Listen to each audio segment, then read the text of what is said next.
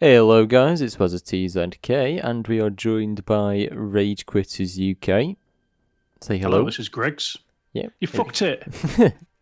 Oh, so you're going to say, hello RageQuitters, this is great. I'm keeping this in. I'm keeping this in. Yeah, we Welcome. were talking about the state of Killing Floor 3 and just doing like a mini review of what we think. It's only 2 days away from launch as of recording this. It's crazy to think about. It's gone by so fast. Past 4 months has just flown, hasn't it? Yeah. Anyway, so we're trying to keep this review within maybe 15-20 minutes, so we'll kick things off. So I think the biggest sort of feature, I suppose, is the visuals and moving over to Unreal Engine 5 and everything looking the way it does. Thoughts? How did you find it? How do you find it? Are you pro, con, indifferent, or? Well, I mean, Unreal Engine 5 does have its pros and cons, and yeah, it doesn't always run that well, as we found out, with the betas and stuff. Like, I mean, Unreal Engine 5 is known to be quite a buggy engine. It doesn't really work that well, and I know people have a lot of performance issues with frame rates and stuff. But yeah, I mean, it's a good move actually, because Killing Floor 2 was on Unreal Engine 3, which I think is very much outdated. So being on the latest engine is good, but it does have its cons as well, like, not the performance and stuff. But they can do a lot more with it, like making the crawlers crawl on walls. Having all these Zeds flying around. I don't think the other engines will be able to handle it, so that's pretty good. Yeah, there's also the, like I say, the performance aspect of it. It's, like I say, especially on PC, your mileage is going to vary depending on your setup, and obviously everybody's config is different. There's different bells and whistles to tweak in the game, so you can bring it down to a acceptable playable frame rate, if you want to sacrifice a bit of eye candy.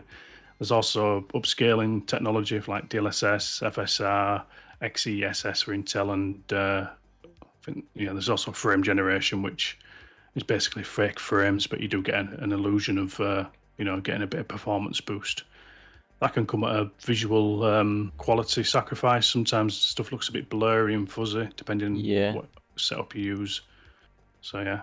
I have noticed as well, sometimes when I play Killing Floor 3, like, I don't know, it kind of looks blurry in the distance. That might just be a certain setting I have, but yeah. No, I've been looking back at some of my Killing Floor 3 videos, the stuff I recorded with the stress test, and I don't know, some of it seems a little bit blue in the background, but I suppose that's the setting I have. Yeah, I think FSR is the main culprit of that. Saying that, I've noticed some, like, especially on like shadows and edges, you see like fuzzy, like it's like a fuzz. It's like almost like a filmic fuzzy effect, and it's obviously a result of the upscaling, and it's noticeable and it's annoying. Hopefully it'll improve over time. So what do you reckon? Let's move on to the maps. So they're launching with 8 maps. What are we thinking about the map quality compared to, say, Killing Floor 2? I think Killing Floor 2 has to be the benchmark for visual stuff, because obviously Killing Floor 1 is that old. I mean, it still has its charm, but technically it's aged quite. I still think Killing Floor 1 maps look great, to be honest. Like, despite the age of the engine, how old the game is, they still look really good. They got a nice mix of day and night maps, so does Killing Floor 2, but Killing Floor 3 launching with all night maps, I don't know, it's a bit strange. We chatted about this before, didn't we? I think the only 2 maps that are not pure dark is offices and is it the R&D lab and the I think so, yeah. The foundry. So they're they're indoor maps, but there is a little bit of outside to the offices, but the rest of them are dark, which kind of gone from one extreme to the other. We had, the original Streets map, which was basically like a bleach sunny day that looked ugly as hell. Yeah, and not really inspired or horror themed, but I'm glad they did change it. It'd be nice to actually see that on the map roster so we could play it again, just to sort of compare it and see how they both sort of collide and sort of look.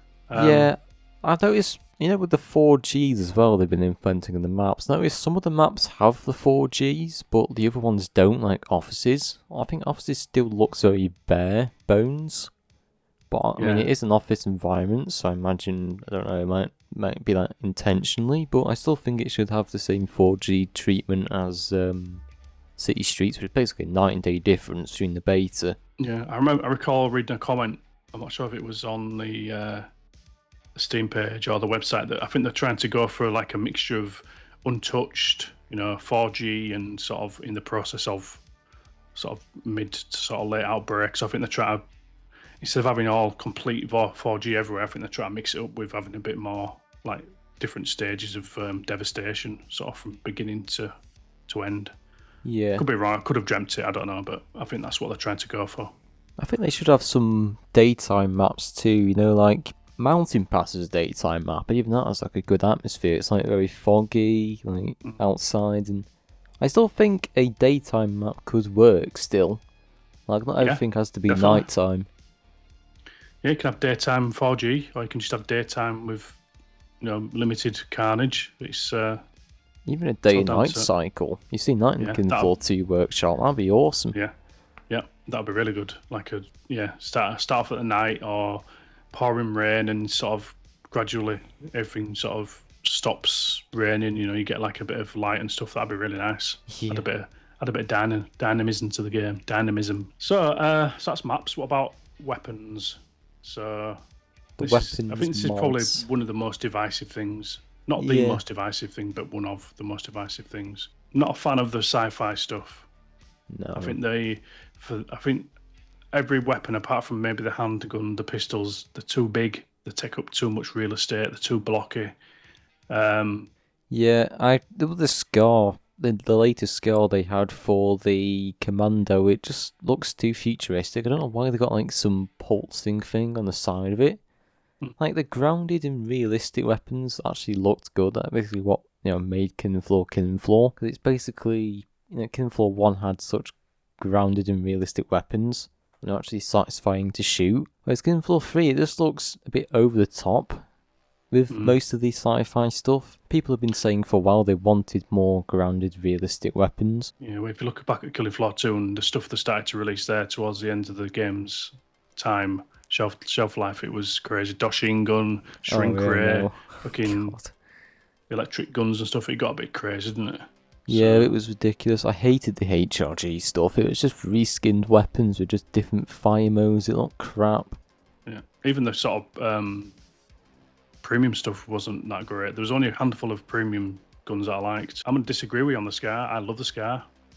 I really love it. And I don't know what the appeal is, but I just love seeing the pistons pop out and overheat when you reload or when you run out of ammo. It just looks really nice. It looks really nice in Z time when you see all the bits wobbling here and there. And it sounds good as well, and it's pretty damn awesome, fully upgraded as well. But again, each to their own. We all like what we like. We all dislike what we dislike, don't we? So just shows, doesn't it? Yeah, I think the Scar does still shoot like a Scar. It still feels satisfying to shoot, but I don't know, visually it looks a bit weird, but I can get used to it, mind you. It's not the most outrageous thing I've ever seen, but I don't know, I prefer the look of the Scar in Kinflaw 1 and 2. Not really 3 for me, but I don't mind. So what's your favourite weapon to use in Killing Floor 3? That's actually a hard one. Yeah. I mean, they're all quite, I wouldn't say basic, but I don't know, just don't really stand out as much. But probably Medic's Tier 4 weapon, that one's pretty strong. If you actually inspect it, it does actually have a lot of detail on it. Yeah, I think it's a toss-up between the Scar for the Commando and the actual the Tier 4 weapon for the Commando as well. The LMG, I can't remember the name of it. Knightsbridge, I think it's called. Yeah, I think it's Knightsbridge, yeah. Yeah, I like them, especially when they've got decent purple mods on. You get some nice damage output, and they look pretty good. Yeah, definitely. Okay, but yeah, well, the good thing is that Tripwire have actually revealed that they are going to be releasing more modern day-ish weapons. I think they're going to be there's like a boomstick confirmed, some sort of my M14, my love. Yeah, I absolutely love the M14. That was the M14 the showcase, was it? Yeah, there's like an M14. There's like a Winchester, like a modern day Winchester, which looked quite cool. So that's good that they're recognising that people do want more modern weapons in the game, which is good to see. That's really good. And again, that's basically what made Kinflaw is the modern weapons. The weapons feel good, the game is good. Weapons are like the major feature in the Kinflaw game. Those swords and stuff as well. So next we've got Z and player animations. So general Z design and animations combined into one, I think, just to sort of have it all nice in a nice little parcel. So what we're thinking about the new Zs and their new designs and the way they move and attack and behave. Well, visually they look really good. I mean, I think all the Zs look good in their own way, like pretty creepy. I know they did use a lot of animations from Killing Floor 2, which, I mean, is kind of a bit lazy, but I understand why. Yeah. I mean, it's still kind of fluid, but it can still be unpredictable, like what they do, like when they attack you. Whereas with Killing Floor 2, you kind of know when they're going to strike you, so you can move back or, shoot them. I don't know, I think with Killing Floor 3, it still takes getting used to. I think my favourite redesign has to be the Siren. I think she's amazing in terms of her design and her functionality and what she does. I think the Vortex attack is probably a little bit too strong at the moment, and I think it can actually go through walls. I think Darbot reported some wall leakage. I don't know if that's by design or if it's a bug, I don't know, but the way she telegraphs by extending her neck and her face opens is just beyond creepy. It's just messed up. I've seen her kill some people through walls as well, and I like her functionality, but visually I prefer Killing Floor 1 Siren. Yeah? Just visually. Yeah. I think the way her neck extends slowly and you hear like the rattle, it's almost like a chain being pulled. It's like really unnerving. It really puts fear into you when you hear it. You're like, oh shit, we've got to run. Yeah. And the rest of the Zeds, apart from the Flesh Pound and the Crawler, I think that's top notch. I think the Flesh Pound should have been, I think his dimensions from Killing Floor 2 should have been kept. Maybe make him a bit taller the way he is now. I think he's slightly taller in Killing Floor 3 than he was in Killing Floor 2. But in Killing Floor 2, he was an absolute unit. He was all right. He was all right porker. He's huge. He was a chunky boy, he was. Yeah. I think they should have kept him that way. And also the Crawler, I still don't click with it. I've tried my best to sort of like it, but looking at Killing Floor 2's Crawler design, then look at Killing Floor 3's, it's just... Yeah, it's weird. Yeah, I don't know, they should have kept the dark skin with the Crawler, but... Yeah, I can see where they're coming from with the hair and the pink flesh. That's like... From horror films, it looks creepy, but it just doesn't translate over very well to the game. That's obviously it's just a different. It's just an opinion, but it's just they don't freak me out at all. Whereas Killing Floor 1, even Killing Floor 1 crawlers freaks me out more than Killing Floor 3 does, and Killing Floor 2s are just still really good. And obviously, their animations are just almost non-existent compared to Cave 2s. They used to do bloody flips and acrobatic flips stuff. And spin attacks. Although it was a bit BS in my opinion, it was pretty funny. Seeing just spinning round in circles. What do you reckon to the Scrake's new Scorpion attack? I like it actually. It gets him a lot more involved. Like I said before, it's like the Scrake in Killing Floor 2. He always stood back. He only really attacked if you attacked him or you got too close to him. But now he actually gets more involved, in the fight, where just pulling you closer. He's actually a lot more of a threat. I thought in Killing Floor 2 the Flesh Pound was more of a threat, whereas Scrake is actually about the same now. I think all apart from the Clot and the Crawler, even the Crawler's got a range attack because it jumps at you. But every Z apart from the Clot has got a range attack now. So the Flesh Pound's got extended arms, Scrake's got the hook, Siren's got the blaster attack, Sister's got the spit, Husk's got the annoying fireball. Spit as well. Say again, sorry. I was saying the Bloat has a spit attack as well with the sick ball kind of thing. Yep, I think they should dial it down a little bit. It does feel like there's too many range attacks. Like a little too many, but I don't know, maybe it's something to get used to. I wonder if they've done it to keep gameplay flowing and also to kind of close the gap between the player and the Zed. So, obviously the maps are a bit bigger and you've got more sort of means of transport, like the zip lines, and you can run, slide, dodge, stuff like that, and mantle. So perhaps they've done it just to close the gap on the maneuverability we've got. I don't know. Yeah, Who knows? I know with Killing Floor 2, they were all melee attacks, they didn't have any range hardly, so you could easily, outrun them and stuff, whereas I know Killing Floor 3, it's a lot harder to outrun them, because you're getting constantly bombarded. Yeah, So I imagine that's probably the design choice behind there. maybe so. Speaking about running, I do love the new traversal they've got for the Zeds. You just see them crawling up walls, mantling over obstacles, jumping through windows. Of course, you've got the crawlers doing their bit, crawling on walls, ceilings. It's a far cry from the last two games where they were literally just limited just to pathfinding the way through obstacles, where this time they can just mantle over them. It looks good, but sometimes it can look a bit goofy. I think it's either maybe server lag or just just the animation not working properly. But it's like, for example, you see we're playing a while back and I saw a Scrake jump down from a hill. I think it was on Convoy, and right below him was like maybe 2 or 3 clots, and he just jumped down and just landed on the clots and just splattered them. And I've never seen that before. I've I never was like, seen oh that, my that's god, that's funny. amazing. That's a really good Yeah. detail, actually, because It's crazy. Scrake is Yeah. heavy, so yeah, it would absolutely obliterate you if you stood on you. So yeah, what about the bosses? I know what you're going to say about the bosses. I feel like some of the bosses are good. They provide an actual challenge apart from Killing Floor 2's bosses where they just run at you. Yeah. I think the King Fleshpound and the Abomination were just an absolute piss take because of just how easy they were. Like, the Abomination would literally just fall over if you shot it. Like, it wasn't even a challenge. Whereas Killing Floor 3's actually do feel challenging. Yep. But again, I feel like it is a little bit cheesy how they teleport all the time. I feel like they could have done something a bit better than just making the boss teleport to you. I don't know if I like that, really. I think we've said this before. The most tuned boss feels like the Impaler. I think that he's the more satisfying boss to fight against. You know, the way he traverses the map, the way he's got his attacks, he's got his rockets, he's got his smoke. I feel like he was probably the first boss they created, and then they've tuned him.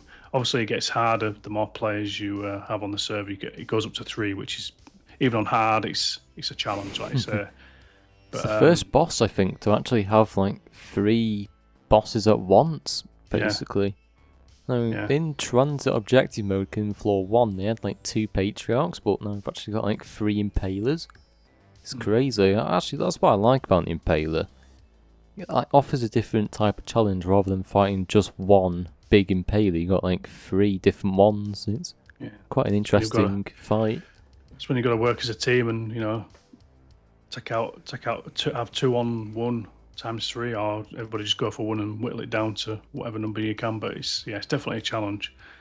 Crawler Queen and Chimera, like you say, cheesy teleport systems which seem rather unfair, and also they hit really hard. Even on hard difficulty, they hit really hard. If you get hit by them, you're talking like half your health easy, even with a full tier 3 armor piece. It's crazy. I know Queen Crawler's Ground Slam actually does a lot of damage, and it is very difficult to dodge at times because of the movement. I feel like the movement's not really tuned very well. Yeah, I've been saying that like a lot in my last few videos, but yeah, I'm just not clicking with the movement. I don't like it. Right, we'll get onto that. We'll get onto that nice little topic. So that's the Zeds. Overall, I think we're quite happy with them, apart from some blips here and there. So moving on to weapon mods. Now this, I do recall requesting this. I think it was in one of Tripwire forums years and years ago. Say, we need some weapon mods. Every other game's doing it and stuff. It'll be really cool and this, that, and the other. They actually did add weapon upgrading, which was quite rudimentary. It just literally give you a bit of damage and was it lessen the weight? I think it was. Like it actually increased your weight as well, just for like a little tiny bit of damage. Like Killing Floor 2's upgrades didn't really feel worth it at times. Because if you did the upgrade for like 1500 dodge, but you maybe got like 1% extra damage. Whereas Killing Floor 3's actually does feel somewhat effective. You've got different ammo types like electric and fire. Yep. And they both have their advantages and disadvantages. So that was a huge change they made to weapon mods. Before it used to be RNG. In the first beta, they had the weapon mod drops, but I think people complained that they were getting to a point where they needed a silencer and just silencers weren't dropping.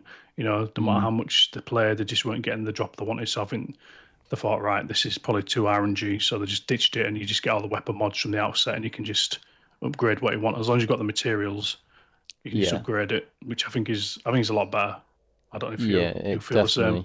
I agree. Yeah, like you can actually say if you got a drop for an attachment you don't want, like it doesn't feel like an absolute waste. Yeah, and that way you can actually upgrade stuff you want instead of waiting to get something you want. Like, if you know what I mean. Yeah. Like rather than playing like a 30-minute match just to get an attachment you didn't want, it feels a lot more worth it trying to get the materials and stuff. And it's good that scrap is actually shared between each player. Yeah, that's rather really than good. Just one player hoarding it all. I think that's a good change, and you get money for it too. So that's quite recent as well, isn't it? That's a recent change as well. So that's really good. So yeah, weapon mods certainly add to the game. As you know, you get when you go to the trade, you get your standard weapon and you get 2 randomized modified weapons. But when you do your loadout, you can actually craft mods and attach them, and then you get your weapon of choice in the trader, which is nice. Right, so that's the weapon mods one is a pretty much cut and dry section for me. I think it's a really good addition.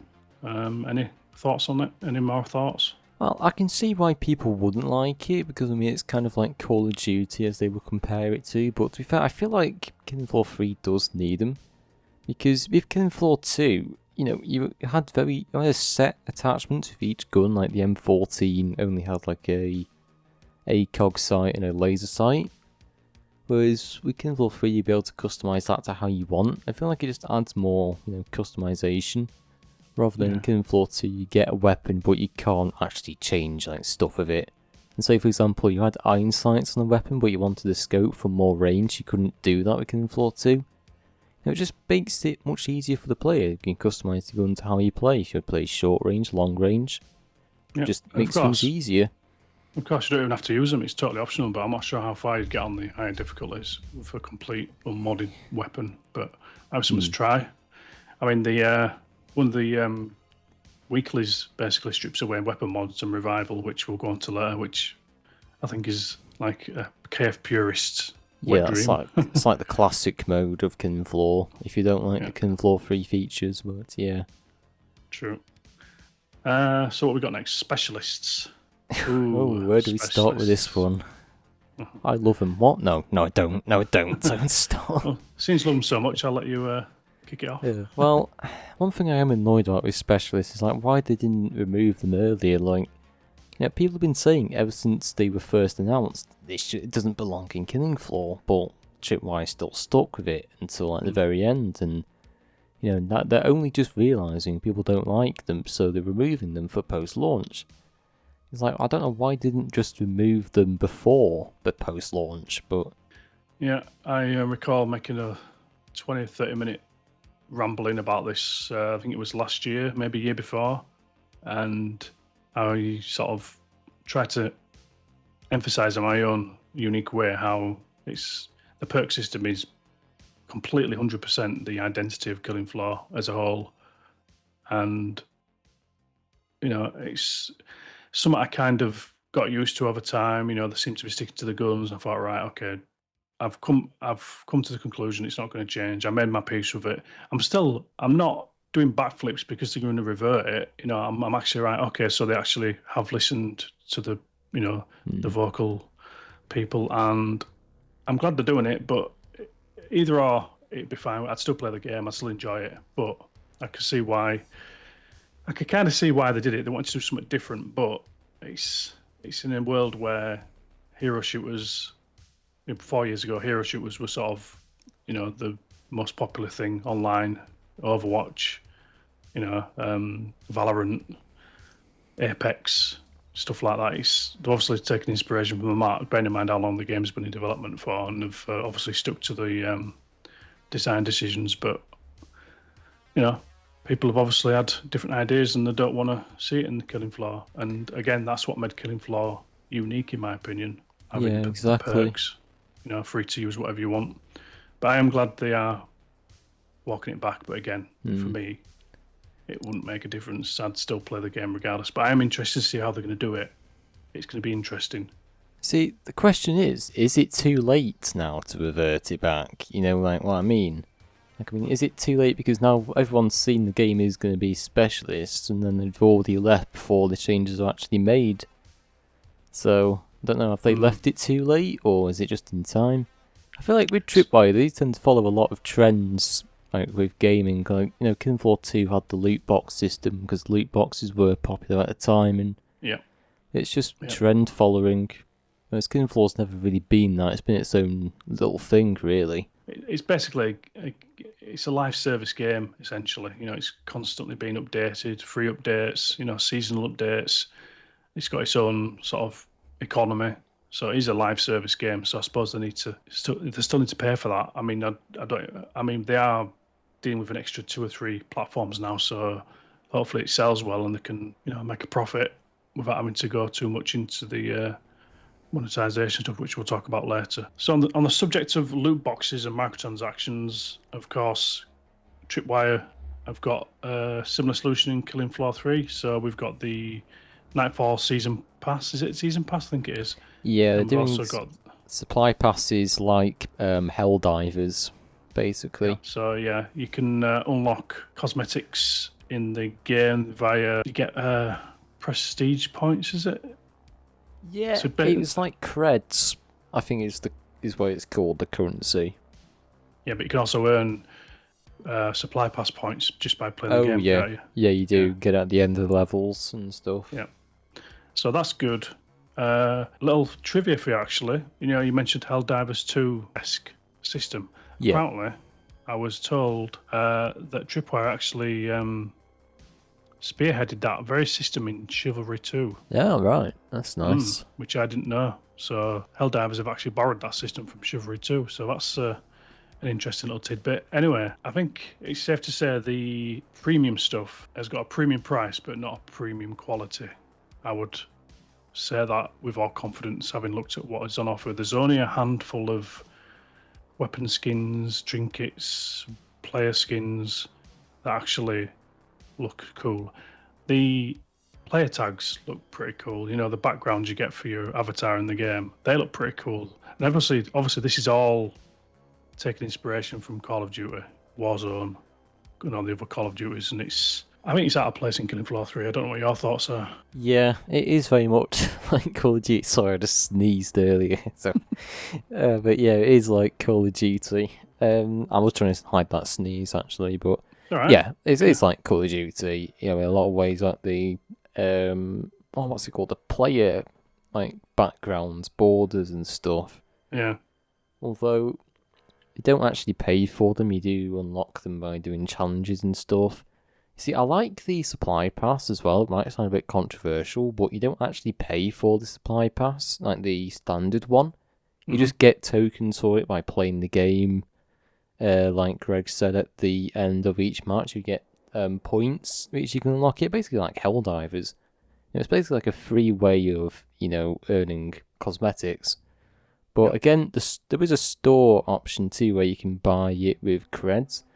And yeah, I feel like some of them are really overpriced. They just feel like you're not really getting your money's worth with some of them. And some of the cosmetics look terrible, in my opinion. Like, they're basically like one colour. I think there was this pre-order bonus you get for Killing Floor 3 where you get like a character skin which is literally just dark blue. It looks good for some characters, but other characters it looks terrible. A really good example of cosmetics done good but bad is Diablo 4. I've got a lot of hours in Diablo 4, and Blizzard have got it's not enough to release a AAA game with a AAA price, but you've got to have the store as well, you know. And the cosmetics, I have to say, are absolutely amazing. They look so good. They've got effects going on, like particle effects, super rich details, and just absolutely fantastic. But they are so expensive. It's like 15 quid for a character skin, and it's crazy. You do get accessories and weapon skins as well with them, but it's so expensive. But this, for Killing Floor 3, you know, it's still expensive, but the quality is just... I'm sounding really harsh here, but the quality is terrible. And there's, like I said, I've just repeated myself, but there's only a handful of stuff that comes close to even looking good for the price. Yeah. But yeah, I hope that changes. And it's also on a 24-hour countdown as well, so it does sort of roll over with every day, which a lot of people don't like. It's sort of, they seem to think it's inducing a FOMO, fear of missing out. So people are just going to buy it as soon as they see it. It's like a psychological tactic to make you want to buy it because you think, oh wow, it's going to go out the store, I've got to get this. And that's how companies get you. They make you want to get it by, making you think you're going to miss out, and that's how they get your money, pretty much. It's a bit of a scummy tactic, but it's just how it works. However, I will say, I still prefer it to Killing Floor 2's mishmash of stuff they had.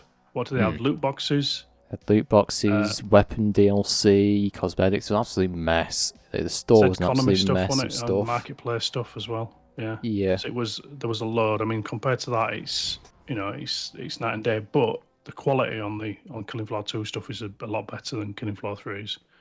And Killing Floor 3 had a lot more variety, as in you've only got the head and body to configure in Killing Floor 3, whereas in Killing Floor 2 you had head, body, legs, helmet and stuff like that. So yes, interesting one. I'm not at all impressed with the MTX in Killing Floor 3, so I thought I'd make that observation. I just want to finish off with 1.2. There is a game, I basically said this multiple times in my videos, but there's this game called Deep Rock Galactic. I think they handle all this DLC and marketplace stuff super well.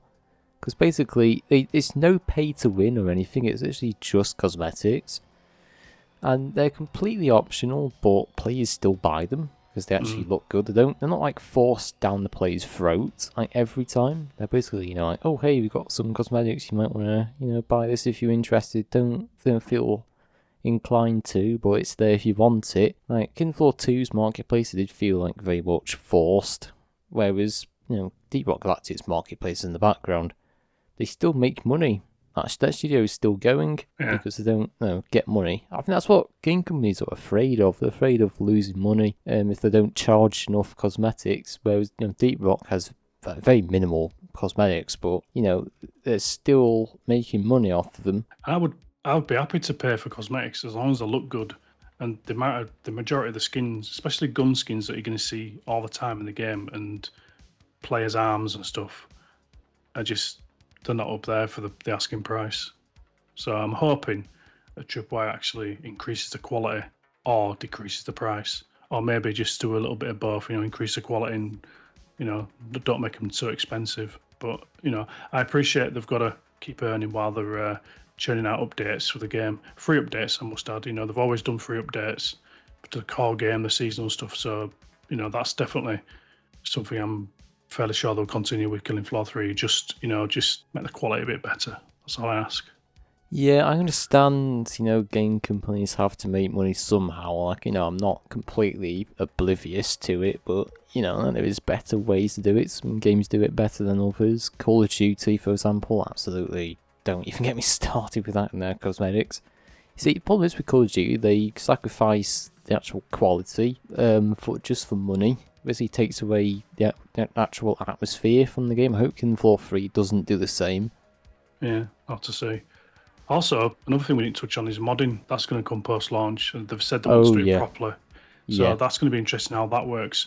Now, I'll take an example of a game that uses the same engine. It's on Unreal Engine 5.5. That's Ark Survival Ascended. That's got a cross-play with other consoles as well, and they use a service called CurseForge.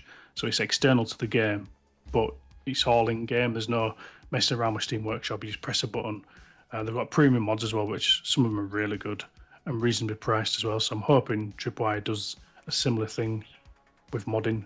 Make it so you got free mods, but also have a premium mod option. So you get the really good, tasty stuff at a reasonable price. So you're supporting the mod developers as well. I'm totally down for that. I don't know how you feel about that. Well, you see, the way I see it, Killing Floor's always been a mod kind of thing. It started off as a mod, and then before it came a full retail game. Even in Killing Floor 1, they were supporting modders by making their maps official. Killing Floor 2 did the same. And I think the modding community basically keeps the game alive, to be honest. It's what keeps Killing Floor going, what keeps you going back. Like the other day I was playing this custom map on Killing Floor 2. You might know it. It's the Killing Floor 3 City Streets. Somebody's literally remade City Streets for Killing Floor 2 in the modding community, and it is pretty cool. I made a video on it. I actually got an upcoming video on it too, which will probably be out by the time this is out, but yeah, again, it's the modding community that keeps the game alive, and I think they did have plans to make modding an actual thing in Killing Floor 3, which would be cool to see. I think it'll take a while, because I think, like I said, they do want to. Apparently, they said they do want to do it right, and they do recognise that modding is the sort of cornerstone of the Killing Floor universe. I mean, look at Tripwire; they started off as modders. You know, they won the Make Something Unreal contest and got licenses and stuff, and Tripwire was born. I'm assuming that's what happened. So correct me if I'm wrong. Killing Floor was born. Yeah. You know, it's crazy to think if that never happened, we would never be here right now making a video or even be playing Killing Floor 3. So Still there is playing that to Killing Floor mod. consider. Yeah, it probably will be. But yeah, back to Specialist. It's just I don't know. It was a very strange decision, and I was my eyebrows raised when I first saw the announcement. I thought, oh, okay. And the characters themselves are just probably the most uninspired set of characters I've seen in a Killing Floor game. Totally. They're just, apart from Foster and maybe Luna, the rest are just, why? I actually mentioned this on somebody's video. Like, the Killing Floor 1 characters, they feel so unique and like special.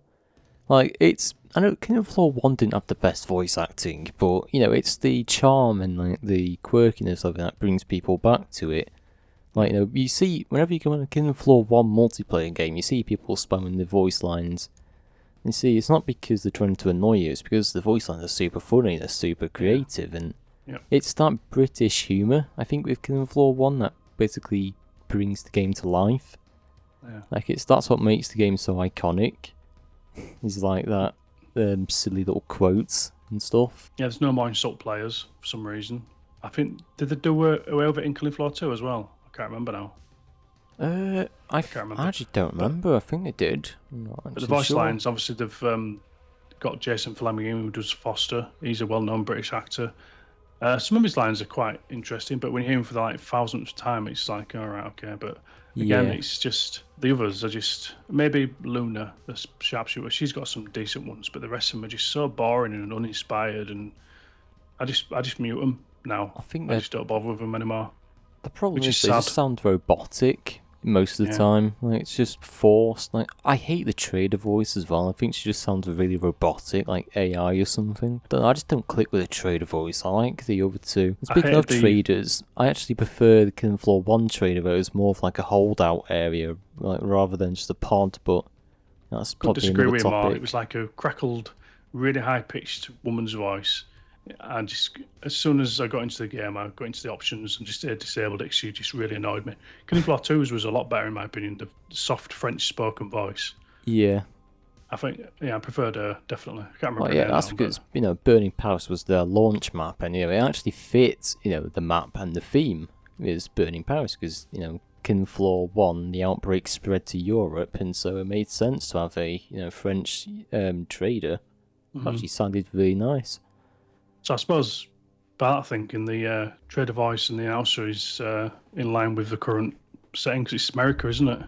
So it does make sense then. But it's just, like I say, the tone of the voice is just a little bit generic, a little bit cookie cutter. Yeah. Cookie cutter. Cookie cutter. Generic, Yeah. Yeah. So yeah, there will be decoupling the gadgets from the characters post-launch. I think they've done it post-launch. I think it's because it's a ton of work. I think they've tied everything to these characters and the gear. I think it's just going to take a long time to do it or find out where to do it. So we shall see. But looking forward hopefully to it won't take too long. Yeah, DJ Scully. Oh no, sorry, I did interrupt you there, but that's all right. Go on. Yes, DJ Scully will be another good character to come back. Be interesting who they get. Be interested to see who they use to voice him because it was a Dutch guy on the second one, wasn't it? Yeah, it was. I actually replayed Killing Floor 1 the other day, and DJ Scully actually used the British actors in Killing Floor 1. It sounded so different. It's crazy. Yeah, interesting. I never even knew that. To be fair, I thought it had like a Dutch voice for Killing Floor 1, but it was the British people, so... Yeah. Or British people. British. British, yeah. So I think we've ripped specialist to bits enough now. I think we should move on to crossplay. Yeah. So crossplay is a new thing for Tripwire. I mean, they've done cross-platform with the Epic Online Store and Steam, but I think this is their true sort of crossplay with consoles and PC games. So it's going to be interesting to see how much it works and how many console players are actually mixed in with PC players and stuff. I know you can turn crossplay off, so if you just want to play with your buddies, you can. Thoughts?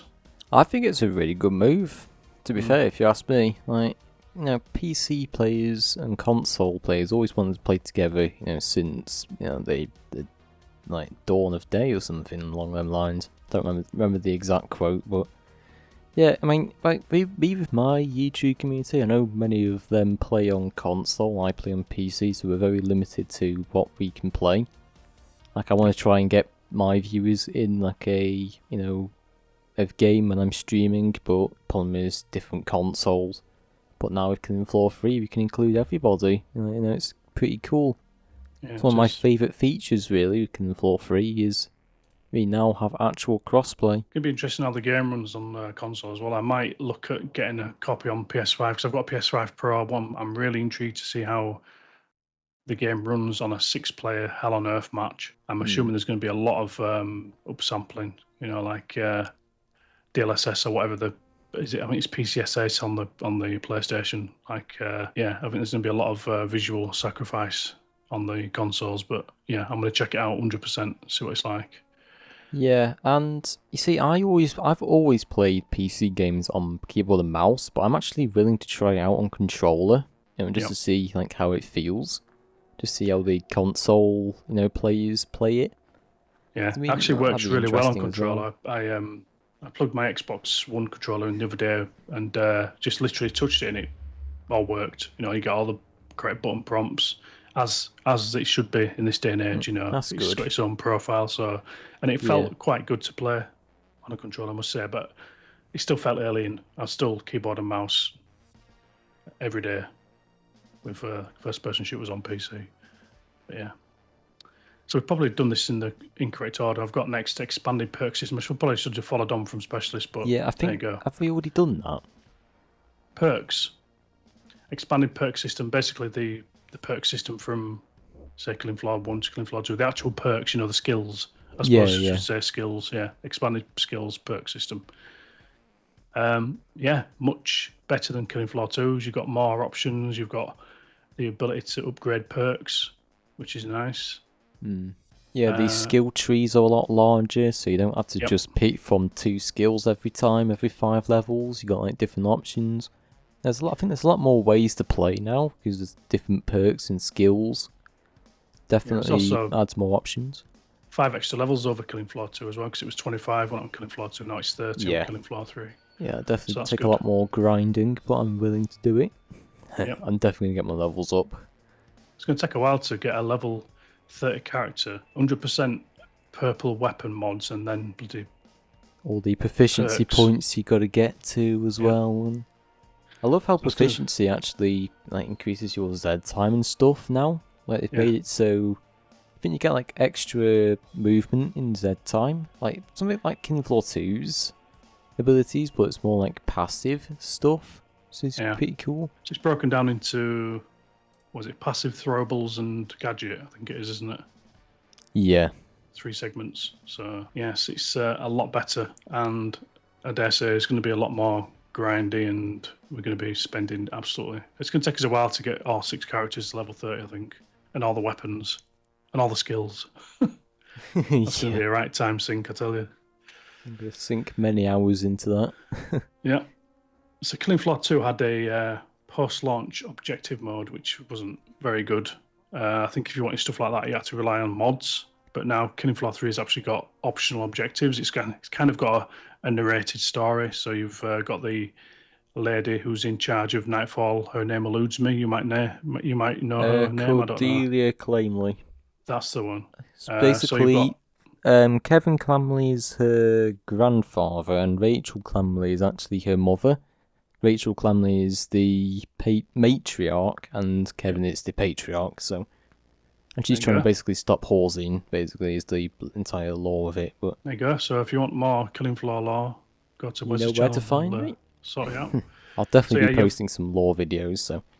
Yeah, cool. So you've actually got the optional objectives. You can pin objectives, so you can go through and find this memo, hold down E to read it or to listen to it, then go do some other objectives, then complete the wave, rinse and repeat. It's nothing groundbreaking, but it does unfold the story, which is very nice and welcome. It's like I say, it's totally optional, and I think it's pretty cool. Thoughts? Yeah, it's definitely more story than Killing Floor 2. I mean, Killing Floor 2, you just went to Europe and that's it. You just go from map to map shooting Zeds. Killing Floor 1 actually had some story. You learned how, you know, Halsey constructed like the ultimate super soldier, and then this outbreak happened. And I feel like Killing Floor 3 is somewhat of a continuation, although it's a very different story with the Maya. Still quite interesting to read if you read through all the audio logs. Is it Marcroft who's doing the Maya stuff, isn't it?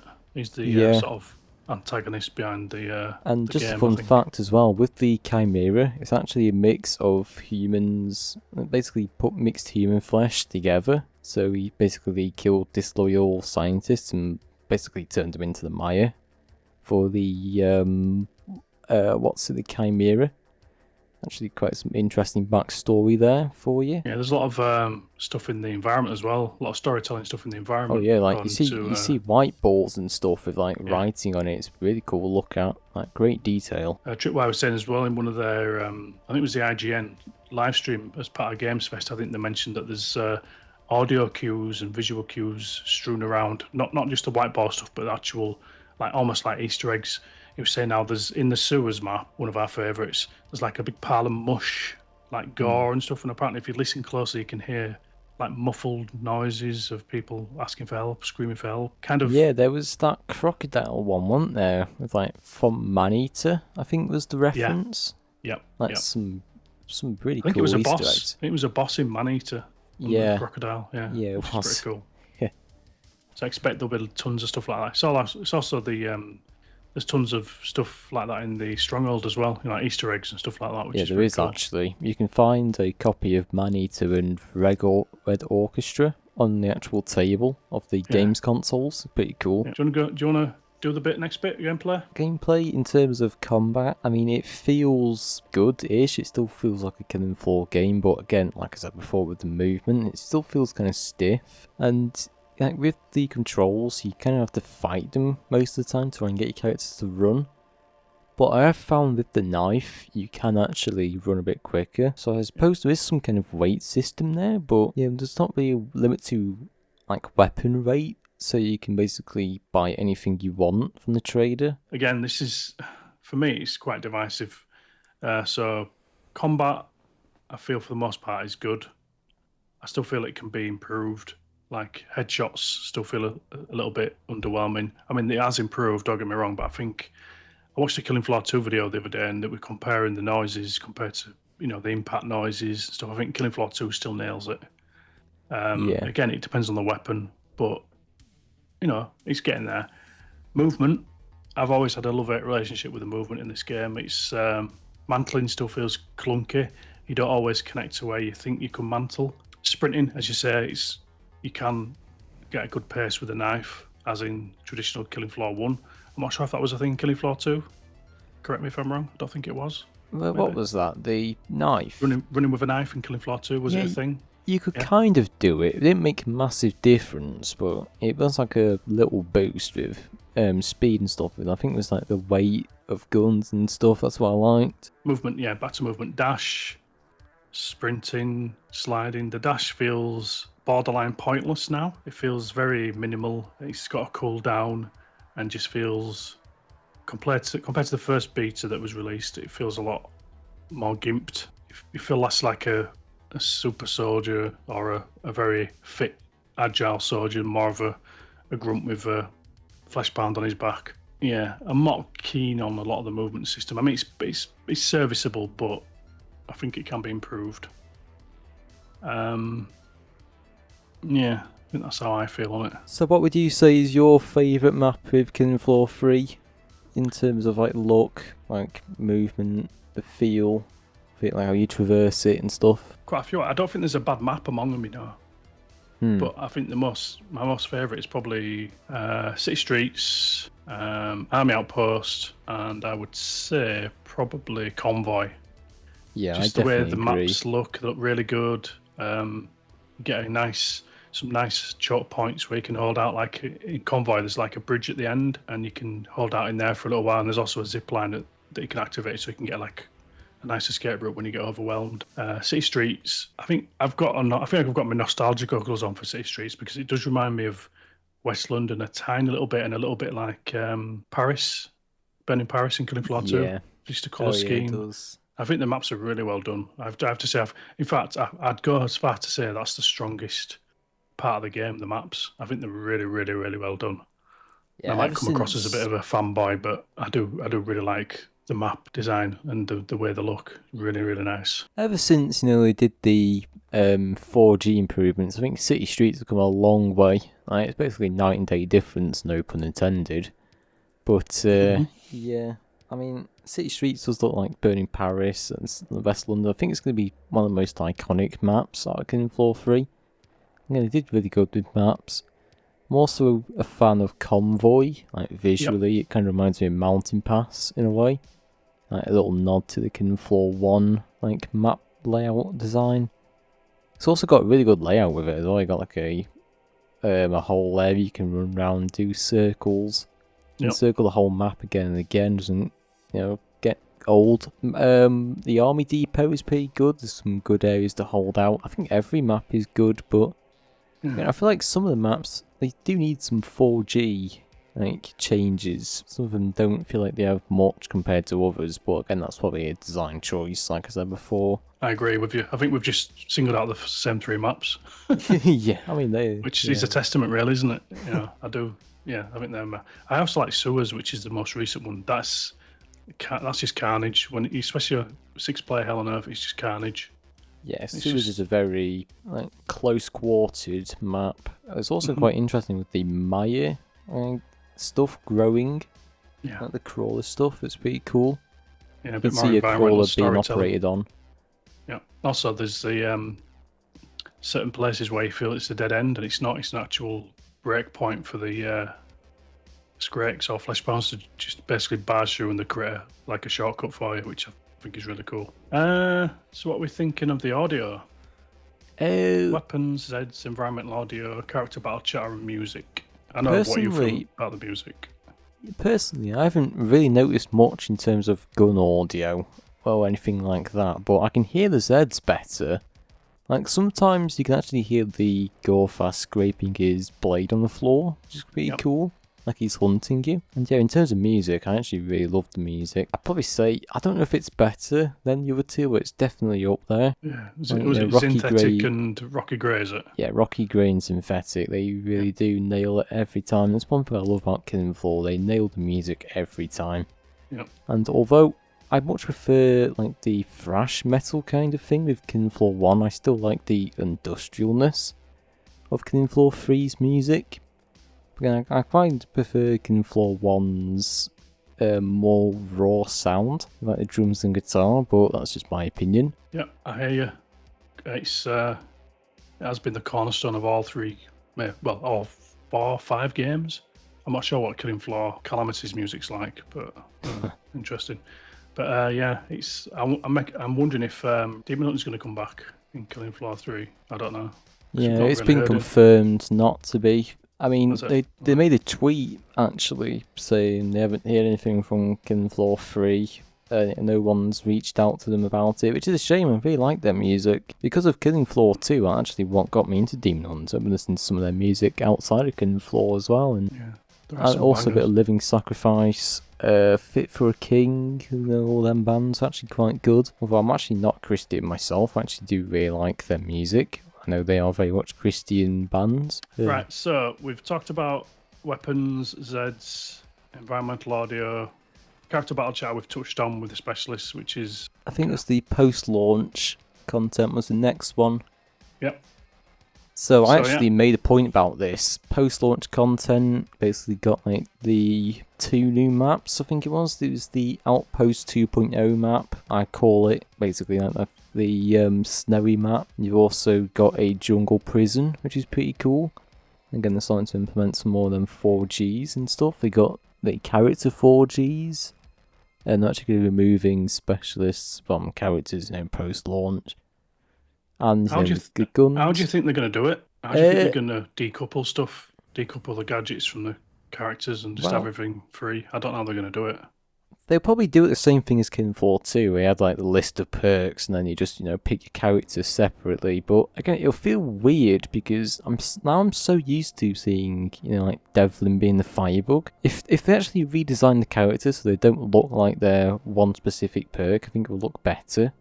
They do definitely need a redesign. But Foster's okay. He still looks like he can do everything. But see, the problem is with the character design, they made it now so that the character only plays one perk, and that's basically what their identity is.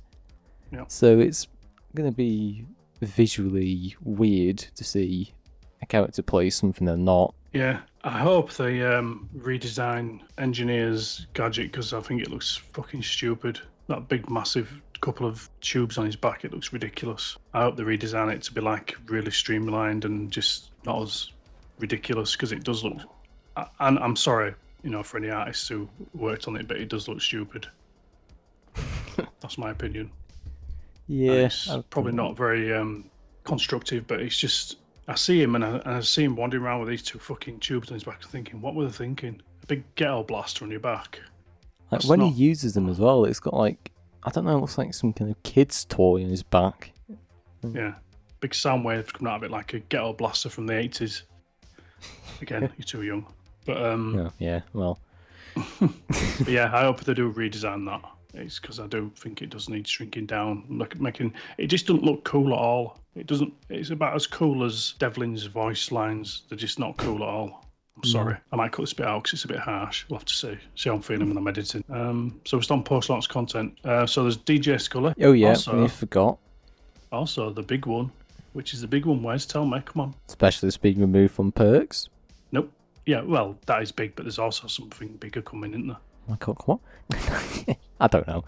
Stalker. Oh yeah, I actually completely forgot about the Stalker. Yeah. God damn it. It looks very alien based on the stuff that they showed us on the was it the IGN stream? I think it was. But yeah, she looks like very alien, and it looks like she is motion captured as well because there was showing that's good. And stuff, weren't there? Yeah, they were. I wonder if Commando will be able to see her, or like they'll bring back those Commando skills where they can see stalkers. But I expect they will. Have to wait and see. I hope they will. We'll have to see. And I'm assuming with Scully and the concept art showing, it showed him holding 2 pistols. Does that mean Gunslinger's coming? Gunslinger might actually be returning. So not every perk is going to be. Favorites. Yeah, not every perk is going to be, combined like engineers, which I'm still not really a fan of. I still think support and demo should be split, but... Yeah, I agree. Perhaps that might be an opportunity to do it. Also, another thing I've just remembered, because Brian, Yoshi and Molly were on the stream and they might as well have just confirmed it, Berserker. Yeah. So they basically said Ninja is not Berserker, it's its own class. So I reckon there's going to be a Berserker class at some point as well. I think they'll probably have the same arsenal as Ninja, but he still have his katanas, surely, but probably have more melee-based weapons rather than throwing stuff. So what do you hope to see post-launch? More grittier, grounded stuff on Killing Floor 1, more grounded weapons. I'd love to see the RPG back, like the lore would be cool. Yeah. Oh my God. Classic stuff on Killing Floor. Like the things that people love, what made Killing Floor, bring it back. I think for me, just getting the game solid, make it feel, if not on par with, if maybe even better than Killing Floor 2, how Killing Floor 2 feels. Because after, 9 years of tweaking updates and stuff, they actually did get it right. It was really good apart from the questionable monetization and the really questionable quality of the weapons and stuff. Apart from that, it was still a solid game. It still is a solid game. I want Killing Floor 2 to be in that exact position where it feels nice, movement's good, you feel powerful, moment to moment combat's just solid. Back to Yeah. movement as well. It feels weird when I think if you get hit, sometimes you do stop sprinting. So you have to basically put your finger on the key again and sprint again. And it does really break the flow for me. I'm not sure if that's a me thing or if it's just a game being I weird. think that's the same thing for me. Like when like melee attacks, I find it difficult to dodge because you don't really dodge that far. Whereas with like range attacks, you can dodge them because you can see it coming. Whereas again with animations, it's very much pretty whack, so you don't actually know when it's going to happen. It feels a bit out of time, out of sync. But apart from that, I think my hopes are, I think just to echo what you said, better, grittier content, more in theme, maybe some more current day weapons. Or if you're going to make it futuristic, make it not too deep future, make it so it's actually like a hybrid of modern day and futuristic. I'd like little tweaks here and there to make it stand out, but not too ridiculous. No dashing guns, no EDARs. But yeah, speaking of post-launch content, there was another thing they're going to add later down the line is the server support and text chat, these server lists. And you see, I feel like they should have added that a little bit later down the line because nobody wants to use their mic to talk in game. Everybody always uses text chat. Like literally any Killing Floor game you go on, people will never talk on the mic. So it just makes more sense to have a text chat, and also server browser makes it easier to find games with like less ping, so you don't get put into a game like on the other side of the world. Yeah, I mean, I'm not sure if they said about the server browser coming. I'm not sure, but I think it is possible because Killing Floor 2 had a matchmaking system, didn't it? Same as Killing Floor 3, so you'd think it'd be possible. We'll have to see. But yeah, I can't believe they didn't launch without a text chat, in-game text chat. That's crazy. And like you say, they have said it's going to come post-launch, but yeah, two big omissions in my opinion. But it is what it is, I suppose. But yeah, we'll see what happens. Another nitpick as well, with Medic, it doesn't actually show you the health and armor on the scoreboard, so you don't know who to heal, like if you're away from the team. I suppose it does tell you at the top of their heads, but if you're like on the other side of the map, then there's just like a little nitpick. You don't actually know how much health they have on the scoreboard, like Killing Floor 2, so something else they could add as well. Like little things like that makes the game much better. I'm going to nitpick more as well. I'm thinking of more stuff. The trader menu, it's really cool, as in the new features like, be able to give people DOS straight out of the trader menu, and have the upgraded stuff. I think the actual user interface is very lacking. There's a lot of wasted space. There's a bit of jank as well. It does sometimes feel a bit laggy when you're selling stuff or when you're collecting your weapons and stuff like that. I think it just needs a bit more love. I think what they'll do is what they did with KF2. They actually evolved the user interface and the actual HUD and stuff over time. I'm not sure they'll do anything with the HUD now. I think the HUD's pretty much as is, but I think the UI, will get some extra quality of life additions. I hope so anyway. So I'll have to see what. Yeah, one thing I don't like about Trader, like there's 3 different like types of currencies. You got like, it shows you what you're going to get after you sell the weapon, what you get before it, and what it's worth, which can be confusing to new players. You don't know like what the actual outcome is going to be. You don't know how much you're going to be left with. It can be a bit difficult to read. Yeah, especially when you're under the cosh. The times of the essence. Sometimes you've got to rush. It's not always intuitive to know what's what. Oh yeah, you can't just stand there and take your time most of the time. Like, I mean, it does give you a lot more time, I think, than the other 2 games, which is good. But yeah, it's difficult to differentiate between. Yeah, I think we've exhausted post-launch content. I think fun bit, predicted Steam reviews. I'll toss my hat into the circle and say mixed for a fair while until the more chunkier updates come out. It's definitely going to be the most controversial game, I'd probably say, Killing Floor 3, because some people like it, some people won't, but I guess that's just how it is. I think it will get better, the further updates go, when things are actually polished. But yeah, at the very start, I think it will be mixed. Some people will have very strong opinions, but when we get the specialist update, where they split it from characters, minor improvements to performance, I think it'll be a lot better. But I think Killing Floor 2 was basically the same thing. It started off like a little bit meh, but then got better towards the end. Like the more stuff. Luxury of early access though, doesn't it? And it wasn't multi-platform either when it first No. launched it. So yeah, you can't use the early access brand unfortunately if you're not using that. So it's a bit of it can be a cop out sometimes, can early access for some companies, but if you're not using it, then it's you've no excuse really, have you? I just hope they keep up the momentum as well. Like I know Killing Floor 2 kind of died off towards the end of the very few updates it had. It felt very cheap.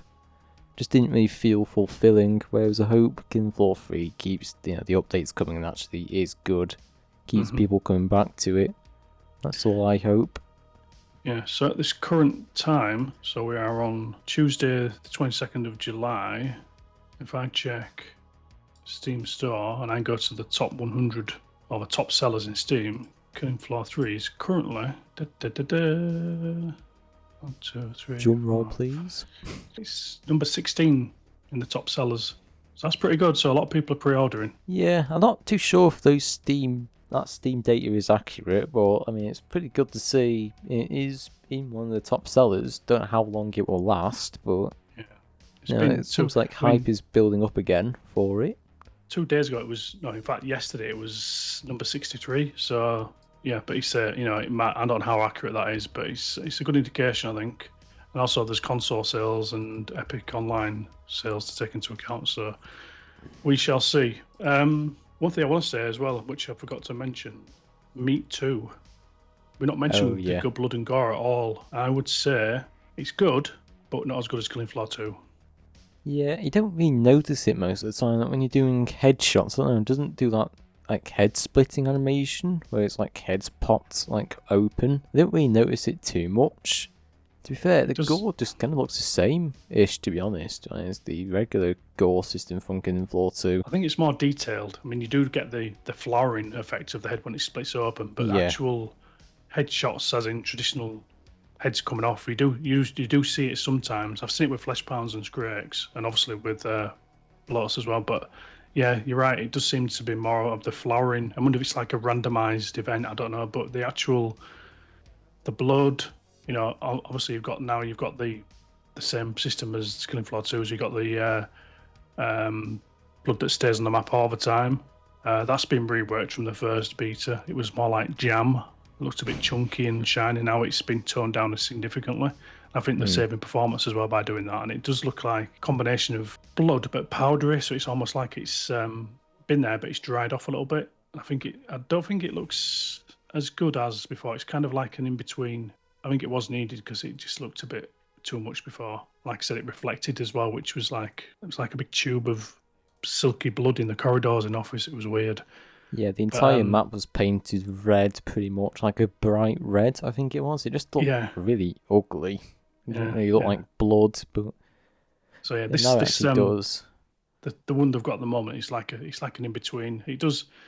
I don't know if it looks better. I can't decide. It's a bit of a strange one. It might just be me just having a senior moment, but it does look. I think it looks better in some ways. Like I say, apparently it does save on performance, which is always good. The actual melee combat and also with the meat as well, with the ninja, that can feel hit and miss. You've not played much ninja, have you? No, I've never really been a berserker person. I like, the more heavy hitting perks like sharpshooter, commando. But yeah, it does. Again, it's decent, but I don't think it's as good as Killing Floor 2. I think Killing Floor 2 systems feel more refined, but again, that might just be because it's an older game and it's had more time in the oven.